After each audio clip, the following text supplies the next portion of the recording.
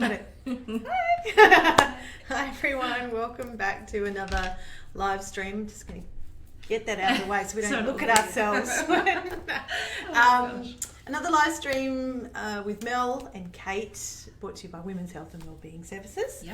We're here live streaming again on a Friday afternoon. What is it, the 20th of November 2020?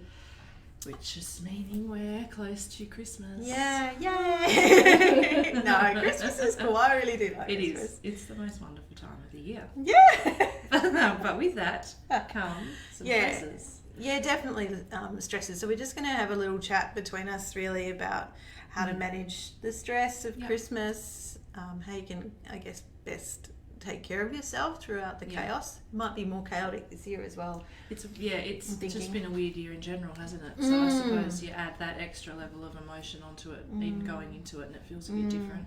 So. Yeah, I suppose too with the whole uncertainty thing, you know, I've just found it so bizarre how the very weekend that certainly here in WA we were like, yes, let's open up borders, and then South Australia was like, yeah, you know, and I thought you still can't plan anything. Yeah, I really you think you're out of the woods, and then you know you don't know what's coming up around the corner. It's weird. Yeah, it's really weird. And coming out to Christmas when people are like, what day? You know, whose house are we going to? Planned. What time? It's very planned. Yeah. And I guess it depends where you're living in the country or the world right now. Yeah, how your Christmas is going to look. And how did I guess have those conversations with family members? Who might be, you know, I think that happens every year. No, you had it at your house. We want to have it at my house. Why do I have to do everything? Who's going to do the food? You know, what time? Or if you've got new additions to the family, if you've had a baby or a new partner, that's a weird one too. I find. And in-laws, juggling in-laws. Whose house are we going to? Where are we going to be? Are we going to try and fit everything in the one day? Yeah.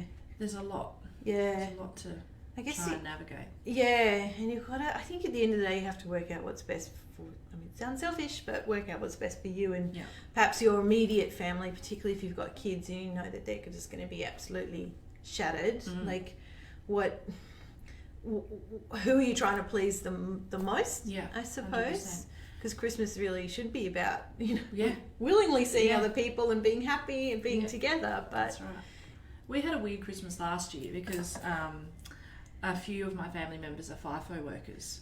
So it fell that a couple of my siblings weren't going to be home for Christmas Day. Yeah. And so we've got a gigantic family. And so it was the first year that it was like, okay, how is this going to look? Yeah. And so we ended up just going, it's only one day. Let's have Christmas on a day when we're all here and everyone just do their individual own things. Yeah. And I was not sure, thought it was going to be horrible, but it was actually lovely. Yeah. We didn't have to rush, we didn't have to go from this place to that place to, you know. Yeah. And it really made us all realise that thing about boundaries and setting our boundaries.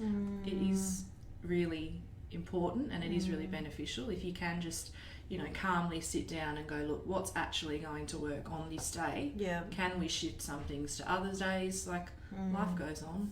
Yeah, and you know, it is only one day. Yeah, and it kind of makes it special too because it kind of drags it out a bit longer. I love that. And so good. Christmas for a week. What was I going to say? I mean, you know, in terms of it just being one day, I mean, that's just in our kind of culture or belief system because even within Australia, you know, there's many different, you know, religions and cultures, and their Christmas might actually be Christmas Eve kind of thing, or Boxing Day, or they might not celebrate it at all kind of thing. That's right. So, or it might be stretched out, like you said, over.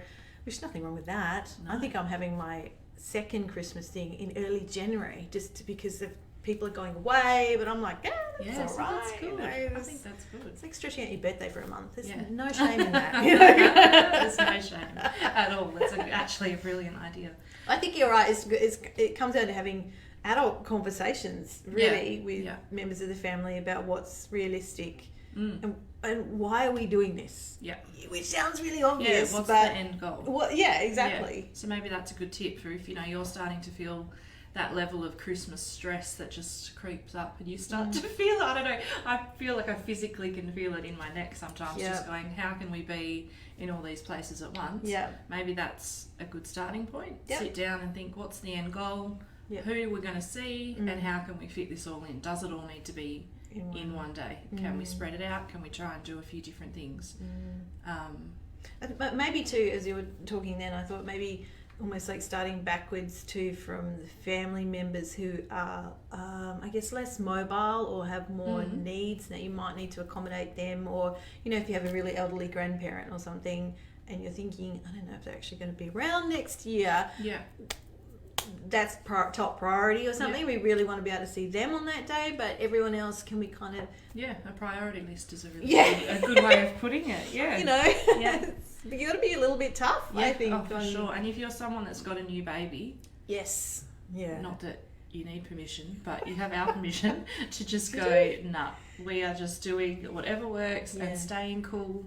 Yeah. I remember having a 2-week-old at Christmas, and luckily my mum and sister just did that exact thing. No, sit under the air conditioner, stay calm, stay cool, and not trying to be lugging this poor baby, you know, from one end of Perth to the other. And so if you have a new baby, just do whatever's going to work for you. If it's to staying home and staying out of it. Exactly. Yeah, because I remember that stress of like, where am I going to feed them, and they're going to settle, you know, and I think everyone else also kind of goes, we want to see the baby for Christmas, which is all well and good, but it's not always practical. No. Maybe you can see the baby on Boxing Day. Or, definitely. I don't know, January. Maybe June. Yeah. At their 18th. I don't know. Because you didn't like them anyway. So that's our top tip for boundaries. Is that what we're going to say? Priority list? Yes. And don't try and... You really don't have to try and fit everything in one day. Well, I mean, why? You know, this is the thing. Maybe question, why do we do that? I guess it's the tricky thing with family traditions and stuff as well, that often we just do them because it's just the way it's always been done, rather than going, wait, why do we do that? Can we adjust it? We don't have to get rid of it entirely. Can we start a new tradition, maybe?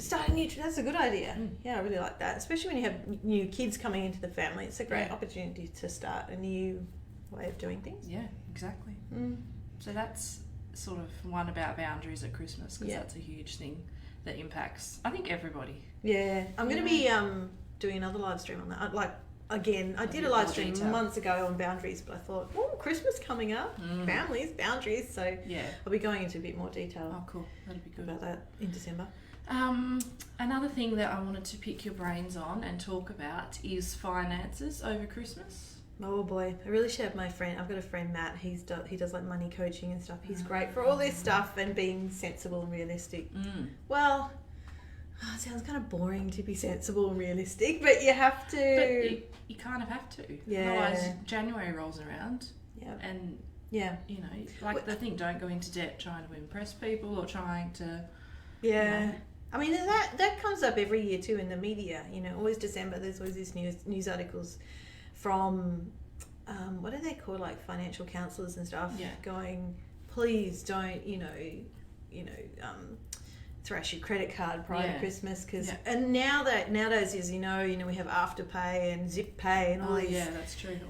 All these things which are just they're handy, you know, and if you can pay them regularly, but that's when they get you, when you can't make that repayment. Yeah. And of course, suddenly, when the new year hits, that's when you're like, oh crap. Yeah. And of course, a lot of people currently are, struggling for work or very uncertain work. So I guess that comes down again to priorities, but prioritising non-monetary gifts. Yeah, exactly. That's what I was thinking as well. Maybe there's alternatives to spending, spending huge amounts of money. Say, for example, with the adults in your family, as opposed to maybe doing a gift for everybody or a Secret Santa, you could do something, like a homemade gift, or the tackiest, like make fun of it, have a bit of a, I don't know, what's the glue gun, something onto a t-shirt, or, just to make the most hideous gift you can find, and, turn it into a bit of fun without having to just, because it's easy to go, $50, but how quickly does that add up? Yeah. So. Yeah, we do. I know in our family we do just a Secret Santa with the adults. You just buy for one. Yeah. And then but the kids aren't included, so you just buy for the kids. That's always a good way. The kids though too, you've got to wonder. Often kids have so many flippant toys and they don't even play with them. No. Or they just play with the box. That whole kind of cliche, but it's really true. As opposed to, if you want to spend money, buy an experience or something like that, create memories. You Yeah. know, there's tons of research around now about that is way more effective than, way more positive and has longer lasting positive effects, I suppose, than an object which that child might play with for 6 months or less, let's face it, and never go back to. And really now with the whole online world, that they kind of do a lot of, you know, that takes up all their entertainment. And another thought I just had is you could even do, because, you know, if you buy for your own children, but then there might be cousins or friends or however, there's generally, you know, quite often you find yourself there's more than 1 or 2 kids you might be thinking about at Christmas time. Yes, for sure. You could always do like a shared family gift or something, you know, like idea. Kmart or places like that might have cheap board games or a Jenga, something where everyone kind of gets involved and it's also part of a family joint experience together where you know, you're interacting with each other, you're laughing, the kids are crashing toys down, whatever it may be, but it doesn't have to then cost a fortune, you know, and that could also be a tradition that you start each year. It's just like a family board game or something like that. Charades and a family race, charades, something like that. Sack you know? race? Sack race, See, I think that's a brilliant idea. Yeah, and they're much. I thought too. Maybe you can have like a kids' Christmas party, and that's kind of it. Like that's the present kind of thing. I don't know if people want to have 1,000 kids at their house, but then that's done, dusted, and kind of this whole thing of having to buy for every kid you've ever met. It feels like it's just weird. I don't know. Maybe why. that's also another thing to just sit and think. Do we need to do this? Have a chat to the other parents around you and just go, look, what do you think, guys? Should we, you know, maybe reassess how we're doing this? Yeah, because I guess too, you got to think about what message that sends kids or expectations. I mean, I remember being a child, and it's great to get gifts. Do you remember the gifts you got? No, or do you remember very rarely? You know, the random backyard games, things like that. That's the stuff that you remember. Absolutely. Yeah. Even especially in hot weather, you know, running around under a sprinkler, although there probably are sprinkler restrictions, but that's not the point. The point is having fun. Or doing like, if somebody, you know, maybe a teenager, or maybe not teenager, maybe a young child wants something that's quite expensive, then getting various family members to contribute, and that they just get the one present, you know. And I guess the challenge with some of the stuff we've been talking about is you overcoming some of your resistance or weirdness or fears of what other people might think, which comes 100%. Up to when you think of boundaries, you know, because it's often like, oh, they're going to be upset with me and stuff. So it's kind of learning to go, you know what, this is important for me, or this is what I believe in, and whatever someone else thinks or however they react is their problem at the end of 100%. The day. Easy as that. And it also may end up being that a sigh of relief for the other person. Going, that's what I've been thinking, but I haven't, you know, been brave enough to say it. Probably. So sometimes it's worth just putting it out there. Give it a go. Yeah, who doesn't like not having to spend ridiculous amounts of money on plastic rubbish that, you know. Yeah, that's the other thing, the environmental impact. Yeah. That just does my head in sometimes. I'm like, this is such a ridiculous Or that you'll be stepping on it at midnight when you're trying to go to bed. That's so true. And you're like, that's really sore. Yeah, why did we get this? So it's worth, I think, put it out there. Yeah. Have a chat, see how other parents or friends or family are feeling. Yeah. Yeah, I like that idea of everyone chipping in a little bit. Yeah. Yeah, I think that's... For more expensive gifts. Or just placing a limit on amounts, which is what we do for the staff Christmas party. It's like you can buy someone a gift, but there's a $20 limit or whatever that is for your family. Whatever's appropriate. So that everyone... I guess the challenge is when some people don't stick to that. And then I've seen that in a movie once. Somebody, I can't remember what, probably some Christmas movie. But then that's very awkward and not fair. No, it's not fair. Really, if you've set kind of rules to help everyone and somebody trumps that, well, they're just an idiot. So next year, when you write your priority list, they're at the bottom. That's not very good advice, is it? Sorry. But yeah, have a goal, have a set a figure or amount or gift idea and stick to it. Yeah. You know? Yeah. It's like budgeting. Yeah. But for Christmas. You know, and I think just to be mindful this year that it has been, you know, obviously really very unique year and that probably everyone's finances have been greatly impacted with a lot of uncertainty to come. So do you want to be putting extra stress on your family members or your friends or your own little family, knowing that next year hey, we don't know what the lay of the land is going to look like, exactly. particularly like with the whole job keeper, job seeker thingies and that kind of chops and changes. And there's so much uncertainty. Yeah, and you really... That this is, something you can control. Exactly. To a degree. So if you can keep that to a level that feels comfortable and manageable, you're going to feel so much better after the hype of Christmas has died down. Definitely. You won't regret it. I think too, another good ideas for presents are... sometimes kids, will write a little coupon to mum or dad. Here's a voucher for washing your dishes or something. Whether I've got a few I need to cash in. You need to cash them in. But doing stuff like a busy bee for someone, or someone in the family perhaps who's not physically able or doesn't have the money or whatever. Offering to go, say, someone with a new baby. Go to clean the house for a day, something like that. That's such a good idea. Think a bit more broadly. I love that idea. Because that's always, clean the windows or whatever kind of job. Kids can take the dog for a walk. Yeah. That's a brilliant idea. Yeah. I actually really like that a lot. And also, I suppose, spare a thought for the person, if you are going to one house, whoever that person may be, offer to chip in, bring some food, obviously, but do they need a hand with the garden before everybody's coming or things like that? Because if you're that person hosting or it's someone else, that's a lot of stress to add in the lead up. So that's a good point.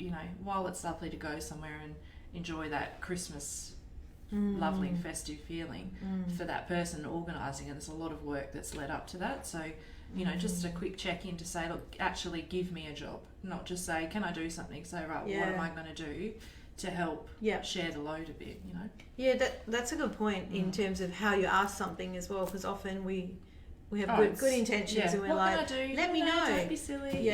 But most people won't. It's just an awkwardness, whereas if you just say, I'm going to do something, or you just kind of force it. But people do, I think, appreciate that. That's true. I think, I often still kind of crazily think, there's not much to do, but then in the morning I'm like, I don't know, there's washing over there and this, and I'm like, toilets to be cleaned. Did we buy the toilet paper? You just get especially this year. Toilet paper. Oh my god! Because I just heard that in Adelaide they're gone back to a little bit of panic buying. Oh my gosh! It's just human behaviour, we can't. That's something you give people for Christmas. Yes, give them rolls of toilet paper.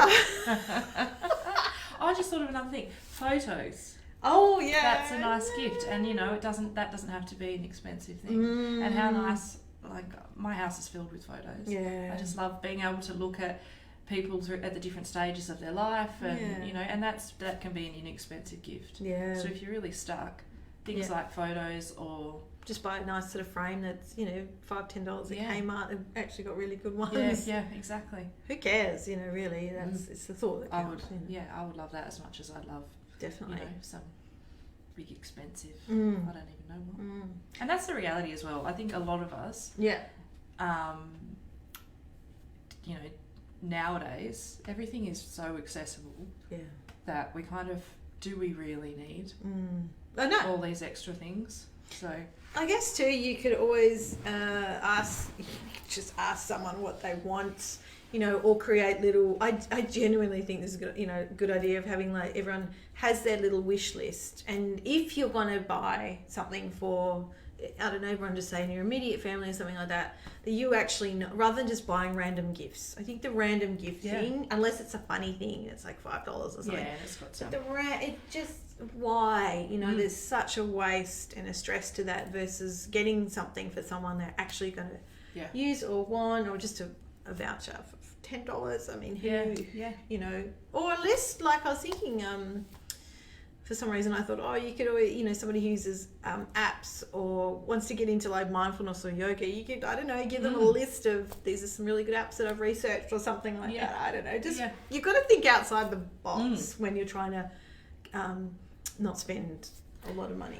100%. And knowing that someone's put thought into it, this sounds ridiculous, but every year growing up in our Christmas stockings, Santa would put in a can of our favourite drink and a little chocolate of our favourite type of chocolate, and that still carries on now, and it's honestly one of my favourite parts of Christmas, because everybody's drink would be different depending on what they liked, and so I still get a can of Coke every Christmas stocking. Now it's the other Santa that I live with has taken that role on.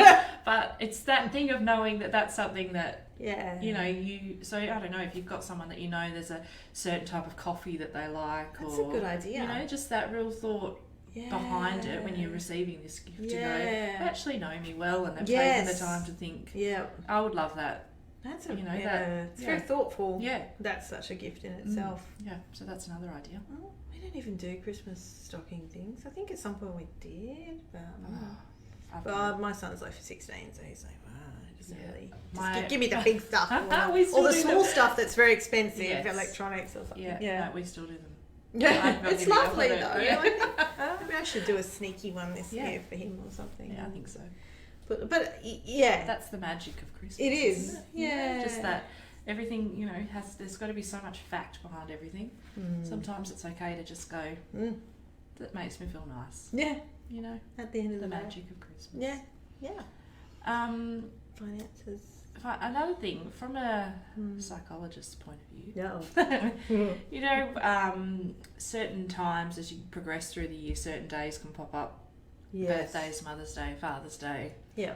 Where you might travel along quite well, and then this day pops up and it sort of forces your hand to think about certain emotions that may not always come up on a day-to-day basis. Christmas is obviously going to be a time like that for people. You know, if you've got someone that's passed away or someone that you're not able to be with, again with COVID, there's people that might have family interstate or overseas that they're not going to be able to see in the way that they'd like. Are there little what do you think about that? You know, are there things that we can do to keep ourselves feeling okay enough? Okay enough, exactly. Yeah, it's a really good point, particularly this year. Like you're saying, it's kind of a whole different kettle of fish. I think the important thing is not to dismiss or deny that. Like, even though we can travel along, like you said, and go, most of the time things are fine, but then, you know, with anniversaries, all significant, Mother's Day, Father's Day, Christmases and stuff like that, to, I guess, honour that difficulty in yourself, and that it is may not, but it may be a little upsetting or triggering or whatever that is for you, and to do your best to just honestly be kind to yourself and be with yourself in that feeling. And if you have a partner or, you know, a loved one or something like that you can sort of share that with them, to say, look, I'm just feeling a little teary, or I'm just he's popped into my head, and share the load a bit. Share the load is, I think, really important, and not to squash it too much, because then I think we're probably more inclined to drink 5 cocktails on Christmas Day or something. Tell like old that. uncle whoever what you think or something. I like the way you worded that in terms of being kind, and it's just that allowance of, you don't need to sit in that, but it's also just knowing that it is okay to for that, you know, for that emotion to be there. And I think even acknowledging it sometimes lessens it, doesn't it? Yeah, it does. Not there's a problem, but that thing of a problem shared is a problem halved. It's kind of a similar principle, maybe a bit. Yeah, definitely. And I think it's a very human thing to think if we avoid something or deny it, or it'll just make it go away, or it won't feel as bad. But actually what we're doing is kind of giving it more energy. So often it can kind of grow the feeling and kind of distort within us, and then kind of find its way out. It's still going to come out, and that's when it can get a little nasty, you know, bigger than it was to start with. Way bigger. And really, wouldn't you want to, like, honor that person that you're not with? Maybe, I don't know, have a little ritual, or just some time in the day, even if it's like first thing, although that might be difficult Christmas Day if the kids are up at 4 a.m. or something, but just a little moment, you know, to yourself, to maybe have a little cry, or just look at the photos, or talk with them online if they are someone who's way overseas. I always forget about that FaceTime and stuff like that, you know, to just actually give a little bit of space to that grief, or that person, you know, or some people that might actually go to the cemetery and stuff like that on Christmas Day. I think as well, knowing that in yourself sometimes helps. Like, if you can find, like, if you know that that's something that is probably going to happen to you, like say in the lead up to a certain anniversary for me, I'm now aware that that's something that I'm going to feel. And even that level of acknowledgement makes me go, look, if I'm feeling a bit off, or if I'm feeling stressed, there could be that underlying feeling of sadness or emotion, whatever that emotion is, and even that level of acknowledgement helps. Yeah. So maybe even just, you know, in the lead up to Christmas, just for sure, like Mel was saying, be gentle with yourself and know. Yeah, it is.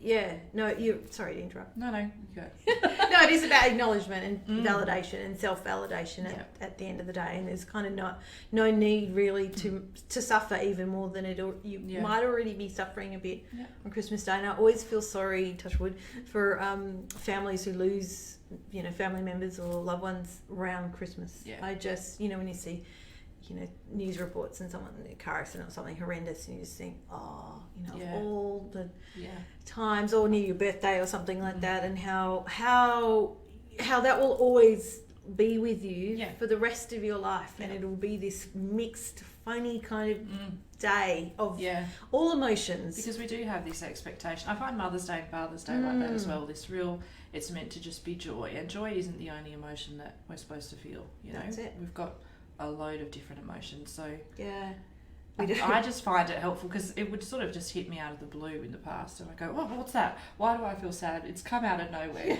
Whereas now, even just knowing in the lead up, I feel that it's lessened the reaction. I still feel comfortable in the reactions that I have, but it's not like this unexpected brick to the face where you just think, why am I so, you know, feeling this way? But when it is kind of predictable. It can be predictable, definitely. So that level, like you're saying, acknowledging it, you know, if that's something that you feel comes up at Christmas time. Yeah, and being forewarned is forearmed. You know, that sounds, have I got that around the right way? Yeah, I have. Always say that the wrong way. Forearmed is forewarned. Yeah. That's not right, forewarned. Yeah. But if it's the same, I guess, with going into certain family situations, or say seeing a family member that you've had an issue with during the year, or there's conflict or whatever. If you know that that's there, if you know that that time of year is going to be tricky, or there's a problem with that person, or there's a death anniversary or something like that, bonus you, that's my tummy growling, bonus you know that really, so you can go, all right, what do I need to do to kind of arm yourself? You can arm yourself. You can take care of yourself. It's a good thing, really. It's not a good thing, but it's a good thing. It is. Yeah, I feel like it is. It's like exactly like what you were saying. Yeah, it's not knowledge is power. I can't think of what the quote is, but it's kind of the same equivalent. You know, that it's not. You can prepare yourself. You can mentally go, okay, right. You know, get yourself in the right headspace to get through it. For sure. And that's literally what it comes down to, isn't it? Yeah. This too shall pass. Like the parenting thing last week. It's good life advice. It's a moment. It's not forever. Yeah. Even if it's, you know, at the end of the day or the evening and Christmas is kind of wrapped up and then things are quiet again, or maybe not, depending on your family, you know, and then it might hit you, you know, and you fall apart for a bit, but it won't last. You know, all feelings chop and change. And I think too, we have this association, or, you know, it's very much, I guess, a media thing or something, a marketing thing, I don't know, that, you know, Christmas is happy, happy, joy, joy, and Mother's Day, happy, happy, joy, joy, and so for Father's Day and all that stuff. And it's easy to forget that some people don't have mothers or fathers, or they've died, or many different situations, and that it is going to be difficult. In fact, you'd probably be hard pressed to find someone who didn't find one of those days. Exactly. Difficult. And so it's a shame we don't kind of factor that in. I'm not saying we've got to, you know, say, oh, it's actually a day of mourning or horrible kind of, why are we celebrating this? But otherwise we're not kind of including everyone. Yeah, that's true. In that. And it's just weird, isn't it? It's almost frustrating on the day, because you can go along and think, I've been fine. Yeah. And now today it's like shining this light, but but then even that in itself I find a bit powerful. Yeah. To just be able to go, you know, tomorrow's another day. Yeah. That's it. Yeah, just get through it, and you know. And maybe, you know, if you've got to, not that I would hugely advocate distraction as a psychological technique, but we all do it. And look, it does have a time and a place. And if you're knowingly doing it, as well, you know, that you just go, right, today's going to be tougher than than other days, and so this is what I'm going to do to get through it. That's just a tool to look after yourself, isn't it? Yeah, I think too, maybe through the course of the day, if you've, say, got a partner with you or somebody really close who's with you throughout most of the day, and they know that, you know, it could, you know, it can be a tough day for you, to say to them, if I'm starting to freak out, can I just, I don't know, give you a little sign or send you a message or something, even if you're sitting next to each other.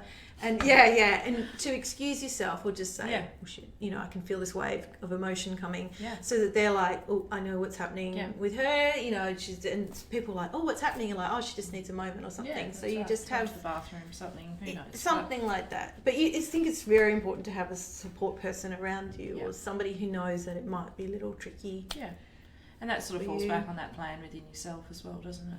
That, you know, if need be, I'm gonna duck off to the ladies and just take a minute. There's nothing wrong with that. And like I said, honestly, if you don't do that, probably just going to get worse. Agreed. Later on. Yeah. So you have a choice. Yeah. There. Oh gosh. But I don't know, Christmas is a funny time of year, but I think there's some good tips. Yeah. You know, it's just about doing the best. We're all doing the best we can do, and I think having open conversations, like we were saying before, to me is the biggest takeaway from this chat. Yeah. About quite often everyone's thinking the same thing. It's like when you're in school, you know. It's weird, isn't it? And you feel weird to ask the question, but then someone does, and you think, oh, thank God. I know. I was thinking that, but I didn't want to look stupid, or I didn't. Yeah. You know, quite often everyone's thinking this. No one wants to spend a fortune when stuff that they don't get anything really from. No one wants to do that. No, there's not a million, but there's lots of other ways to spread joy and happiness amongst the people that you love. So, and again, the open conversations with, if you are finding the day a bit difficult, it all just comes down to that sort of stuff, I feel. Yeah, definitely. Just kind of knowing yourself, I suppose, and knowing your limits, really important within yourself and your certain family members, where it may be, and maybe putting a time, like actually being quite strict with time, like we're going to have lunch from 12 till 3, that's it, you know, instead of this endless kind of this is going to go on for hours and hours, and sometimes it kind of can make it more tolerable if you know there's a beginning and an end. And if you set that from the beginning, if you know that that's how your family or friendship group or whatever your Christmas is going to look like, if you know that's how it's going to go, having that discussion at the beginning, as opposed to you looking like you're abruptly leaving, is very different. It feels very different. You know, if everyone around you kind of knows, oh, Mel and her family have got somewhere else to be after this, then it's an expected thing. Whereas if you just look at your clock and go, right, time to go, everyone will be like, what happened? So having those conversations beforehand. And everyone's family group is different. You know, that may not be necessary for you, but if it is, just have the chat, set the expectation, and... You know, and you could, okay, this is a little sneaky, but I was just thinking as you were talking, you could, if you know it's going to be a bit tough for you, like if you're with a family member where there's been a history, say, and you don't actually have something to go to afterwards, but you could say, we need to leave at this time. You don't even have to give a reason or an excuse, but there's nothing wrong with still saying that, just to keep things safe, you know, kind of thing. Do you know what I mean? Think that's a great idea. I mean, because you don't want it to descend into an argument and this stressful or drama, drunken kind of mess drama that's going to last a whole nother year. I mean, really, life is just too short. Yeah, you just don't need that drama. No. So I think preempting that it could be a bit awkward, or it could be just a bit uncomfortable. You could just setting it up beforehand, and look, and then if it happens to be going well, you could just say, actually, we're going to stay, or the other thing got cancelled, or what, you know, a bit of time. It's all right. So you know, you could always try that. Honestly, you've just got to do what's best for you in amongst trying to sort of negotiate with everyone else. Exactly. So even though Christmas is such a busy time, and there's a million Christmas lunches and dinners and kids things and assemblies and all of that kind of stuff, a bit of planning in advance could end up actually making your day a lot easier. I think there's a lot to be said for being organised and planning ahead, even though that can seem like drudgery. Honestly, that you will thank yourself definitely when you've got a bit of structure to and things. And a bit of time up your sleeve. You know, because otherwise you have to just rush. There's no fun in that. There isn't, and then it kind of sucks the joy out of Christmas. And you're like, God, I hate Christmas when it doesn't. Actually, doesn't have to be that way. Don't be a Grinch. If you take away nothing else from this chat, don't be a Grinch. It always could be worse. That's it. Well, cool. All right. There's our tips for Yeah, I hope it's helpful. 2020 Christmas. If you have any ideas for the next live stream or any live streams, by all means, let us know, and we will do our best to get onto that. And because the whole point of live stream is for it to be interactive. If you happen to be online at the same time, by all means, you can ask us scary questions and we'll try to answer them. I'll just put that out there. Why does anyone say hello? I just want one little hello next week. One person, please just go, hi guys. You can do it. But then afterwards we look back and people watch, so say hello. We're not that scary. We dare A little you. bit. Not that much. Yeah, we dare you to say hello. We're not desperate at all though, are we? Oh gosh. Well, good luck with your Christmas. You'll hear from us before then anyway, but yes. Hopefully those tips are helpful. Yeah, and just have a good time. Yeah. Yeah. All right. Okay. See ya. Bye.